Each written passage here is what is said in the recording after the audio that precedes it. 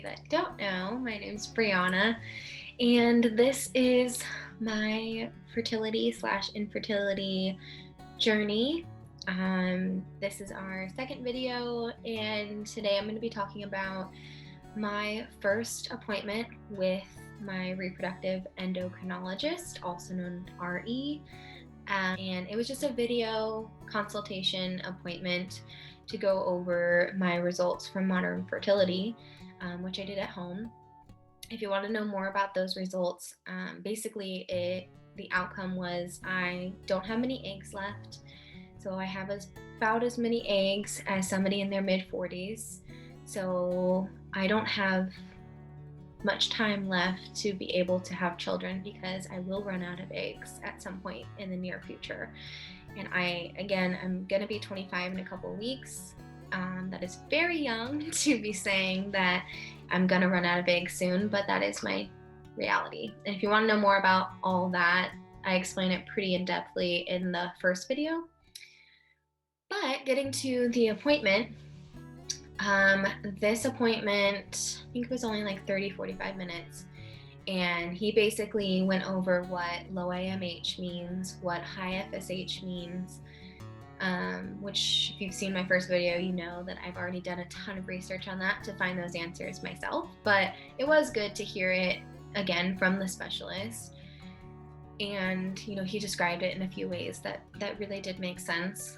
What it could mean, where he's kind of thinking, is he thinks that I potentially have premature ovarian insufficiency or premature ovarian failure.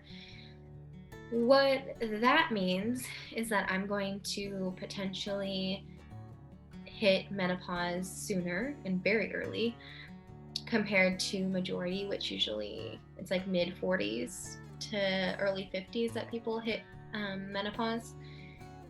And it could be a hereditary thing or genetic thing, but they don't really know what causes this to happen. Low AMH by itself could be called diminished ovarian reserve, which is what I was talking about earlier, just that I don't have many eggs left.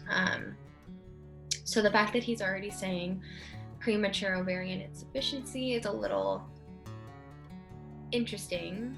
I think he's just trying to get ahead of it, which I appreciate, because, he said that if that is true, then after I have my children, I am going to have to be on hormone therapy for the rest of my life or until I hit my 50s, to where naturally I would hit menopause, just because your body isn't made to hit menopause so early. It's really bad for your bones and a couple other things if you do hit that early. So that's why they want to do the hormone therapy. But he basically said, before I say anything, I'm not going to give you an exact diagnosis, and I'm not going to plan with you the next step as far as fertility goes, or IUI, IVF, or just trying naturally, until he gets these results double checked by Kaiser Labs. So we have that scheduled. I have to call them on the first day of my period because I need to get that lab work done on the third day of my period, which is pretty usual. I think FSH especially needs to be tested on the third day of your cycle. And I will also be scheduling an HSG procedure, which is a hysterosalpingogram, which is basically just an X-ray procedure that is checking the cavity of your uterus and your fallopian tubes and making sure there's no blockages. They're going to inject like a dye into my uterus, and then it should go up and then like into your fallopian tubes to your ovaries. And they're watching this happen on an X-ray machine. And this is going to be able to tell if there's any blockages, which I said. And then also he wants to get a picture because he's a little concerned about potentially damage to my ovaries. I had a appendectomy, or I had my appendix removed back in 2018, the end of 2018. And two of the incisions are next to my hip bones, or where kind of in the cavity where your ovaries are. After that surgery, like the next year, actually, I had a mild pain on the left side that never went away, and then was really, really bad one day where I went into the ER to have it looked at. I had a 45-minute internal ultrasound where I cried the whole time because it was so painful, and she couldn't find my left ovaries. This was in 2019 when I had this done.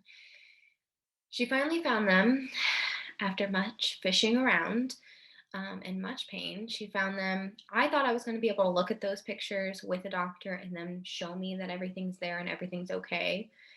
That didn't happen. They basically said, "You're okay to go. Here's some potassium. You were low in potassium, probably why you had cramps. Bye." And I told the RE about this, and he said,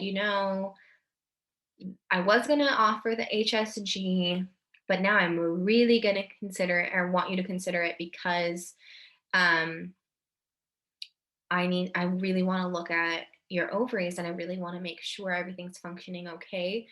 Because if they did nick your ovaries or potentially damage your ovaries in that surgery, or damage one side, my left ovary, if it was damaged, it could have potentially killed off that ovary and leaving only one ovary left, which would result in a really low AMH reading, which is what I have. So that could be an answer to why I have low AMH, and it could be that I only have one functioning ovary.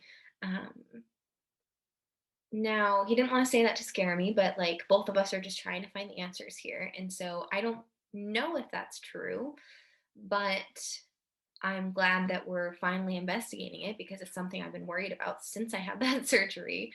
Um, so that's one thing he's going to look for at the HSG. And I think we're going to do an ultrasound um, following that information, potentially at the next or the consultation appointment. So after I have all this testing done, and they also want a sperm analysis done. So Zach has to send in a sperm sample um, in the next coming weeks as I'm doing this lab work as well. And then once we finish all of that, we're going to schedule our like first official infertility consultation, where we have all this information, and then he can actually give us definitive answers, and steps moving forward based on the situation. Um, with this appointment, some things I didn't necessarily enjoy, and that actually caused me to have a pretty bad depressive episode from, I would say, like 2 weeks ago. On a Monday was when I had this appointment, or maybe just a week ago. I don't know. It feels like a really long time, but I was just in a horrible, horrible place for a few days following. Basically, the whole week after the appointment, because of how intense all the information he talked about hit me, and just me processing it, I guess, because it became real all of a sudden when somebody is telling you, describing to you kind of how pregnancy is going to be a challenge for you. And they're talking to you, and it's a specialist that knows what they're talking about, and just everything just became real for me, and it was just hard to I don't know, hard to process. So a couple things that I didn't like that he said was, one being that in a research study that had, I think, like 6,000 women over, I think, a couple years or a certain period of time. I think it was 2 years. Um, the number 18 for FSH, so an FSH reading of 18 or higher, no matter what their ages were, no pregnancies occurred. So my number from Modern Fertility was 18.26, I think. And that seemed really concerning for him because of the fact that no one had pregnancies no matter their age, which basically could mean no matter the quality of the eggs, if their FSH was that level, then they didn't have a pregnancy. With that being said, I'm on a lot of forums and support groups on Facebook, where women with either 18 or higher than 18 FSH have successfully gotten pregnant and gotten pregnant naturally. So I took that information with a grain of salt for sure. But when he said it, for him to say something and be very concerned about something and say, no pregnancies occurred, no matter your age, no matter, the fact that we're saying you have good quality eggs. So that was difficult to hear. And then another thing that he said was basically trying to reassure me that he said, no matter what, you're going to get pregnant. We will make it work. But because we have, many healthy young women that donate their eggs. And so, um, at the most challenging end, you would be able to get pregnant with donor eggs. Which I don't know if I was the specialist, I don't know if I would choose to say that on the very first appointment meeting someone, especially if that someone is 24 or 25 years old, because, and only, just finding out that they have infertility. I don't want to know worst case scenario where this is going to go necessarily yet. I get what he was saying. I get the reasoning behind it, and I appreciate that, but I was not ready to hear that, and I think that had a really negative effect on me, and that could have been a little bit of the depressive spiral that I went into after that, just because I just want children when they do something or their personality or they say something or just anything that they do, and I want to be able to say, oh, they got that from me, they're my baby. And of course, like, it's not that horrible to want a baby that is half you and half your husband. Like, that's not a horrible thing to want. And I'm, I'm grateful that they have donor eggs. I'm grateful that that's an option if we need it, but I am not going to give up on my eggs. I am going to do absolutely everything in my power to be able to have a baby with my own eggs before I even consider that option. That option to me is next to adoption, which are two amazing options to be able to be parents, but in no means necessary is that where I'm at right now. So I was a little annoyed that he brought that up and that he brought it up as a positive thing, because in my head, it is a positive thing, but at that moment it wasn't. And like, I'm not ready for that to be a positive thing yet. Like, a positive thing would be to tell me that low AMH just means that you don't have much time to get pregnant, but every month you should have the same odds as someone else your age. Because that's also true. And I was just waiting for him to say that, but he didn't necessarily say that because he wants to make sure to double check that all of these numbers are true, that I do have that problem. So, then the other thing that I didn't necessarily appreciate him saying was when we were talking about IVF, he basically was saying, we have this way to calculate the odds of you being able to get pregnant naturally and the odds of success through IVF. And he said, usually people with the same numbers that you have so far, um, it's not good odds. And that's when he went to the donor egg thing. The final thing that he said was people with your numbers don't have very good success with IVF. And so that calculated system, when we get, more definite numbers, will be something that I'll be able to put together for you to give you an exact number, an exact percentage of how successful IVF will be. But he said, but what 24-year-old has money for IVF? And kind of just like left it at that and was like, let's move on. Let's not talk about IVF. which I appreciate him not going into the details of IVF if we're not even there yet. But then he goes straight to donor eggs, which we're not even close to there yet. Um, but like this 24-year-old, almost 25-year-old, is gonna have enough money for IVF if that's the only way that we're gonna be able to have our children. Because being a mom and having children, especially having children like with my own DNA, is the single most important thing in my entire life. So I don't even care. Like, I will go in massive amount of debt just to have these babies. And I know millions of people that suffer infertility that would say the same exact thing, no matter their age. So really, I think that's something that somebody should not say. Because, first of all, you don't know that I'm actually a very successful 24, 25-year old. My husband is a very successful 25, 26-year old. We're doing okay. Are we doing okay enough to afford IVF? Not really. But are we going to do it anyways if we need to? Absolutely. So I didn't like that he was writing me off because I'm young. And basically, what he was saying was, because you're so young, I don't want to have to tell you all this because I'm hoping it's not true. He's just banking on the fact that the modern fertility results were wrong, which, I mean, there's probably a small percentage that they could be wrong, but I'm not going to bank on that because I'm a planner and I need to be prepared for the worst, basically.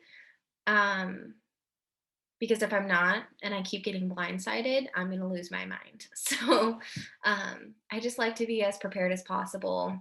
I'm learning in this process that you just got to go with the flow. There's literally nothing that you could plan for, really, as much as you try.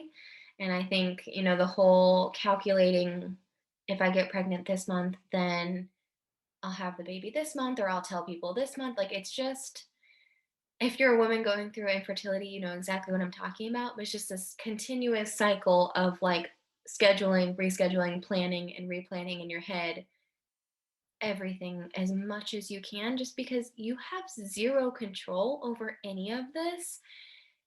And you have to give yourself like false control just to make yourself like feel better. And that kind of probably sounds ridiculous, but it's just what we do. It's just what we do. So those were some negatives that had come up in the appointment. And I get that they all are potentially like could be positive things. Like donor eggs could be an amazing positive thing. And if that's the only way we can become parents, then awesome. I am grateful for that and I'm grateful for adoption, but I'm just not there yet because the eggs that are still inside of me, there's still eggs in there, and one of those might become my baby. I'm not going to give up on them. I'm already these babies' mom. Like, I am not giving up at all. And that means that I have to transfer to a different doctor that's going to understand and be on board with me, then that's what I'll do. Um, but I'm hoping that we can kind of continue with this doctor and figure it out, or just transfer to someone in the same clinic and have a better experience. But he wasn't all bad. Like, he did give great references to research, which I really appreciated. He was really trying to just give me all the information so that I knew as much as he knew, which I also appreciated. I just think the whole like sensitivity thing not entirely there, which may become a problem in the future. Um, but that is the update as far as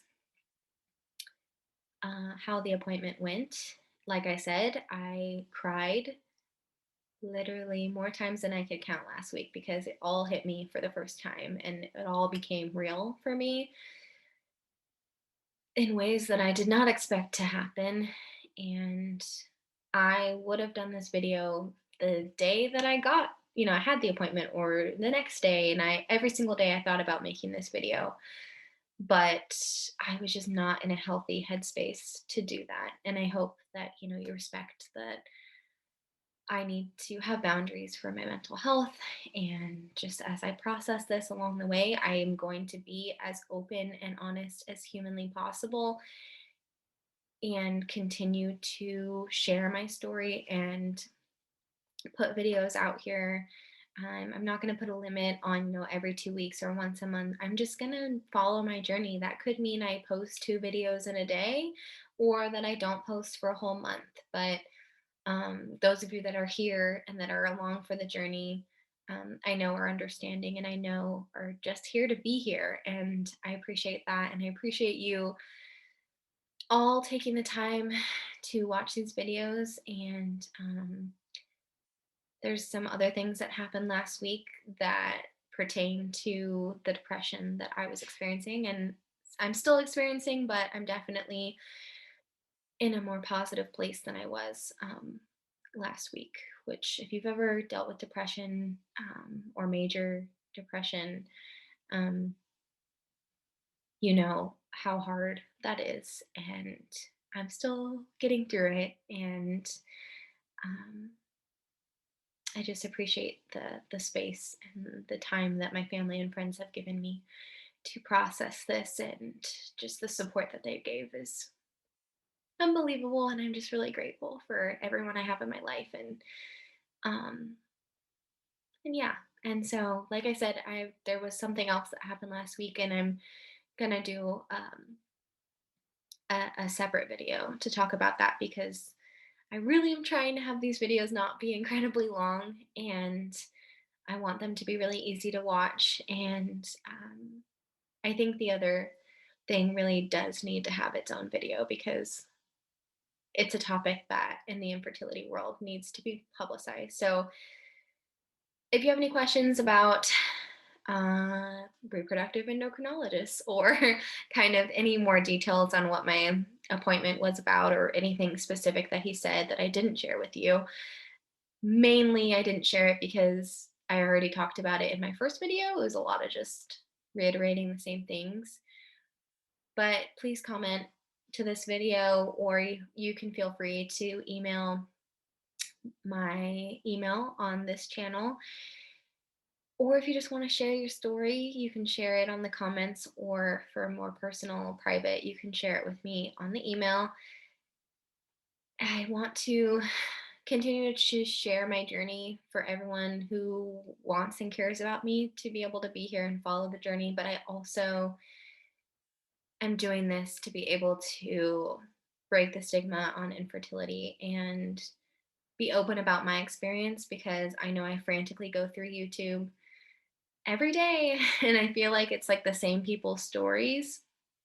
And so I'm trying to just be another story on here, and just be another insight to what infertility might look like in the million different faces infertility has, and the million different diagnoses and journeys. I mean, my journey's only been a month and a half long, and I already know much more than people who maybe are a year or 2 years in. And so every single story is different, every single story is important. And I think um, just being able to share mine and hopefully open up a door for you to share yours with another compassionate, infertility warrior here to support you, is all that I want from this. So thank you to everybody for all of your support during this, and continuing. And I just hope, sending baby dust to all of you out there that are trying to become parents. And I am praying for all of you and that we all become parents one way or another. And I'm just sending my love, because I know how hard this is. And being in a dark place the past week, I just know that if anyone out there is feeling really low too, just know you're not alone, and that I love you, and that many people in your life love you, and there's going to be a light at the end of the tunnel. You just got to keep going day by day. And that's all we got to do. That's all we can do. So thank you, everyone.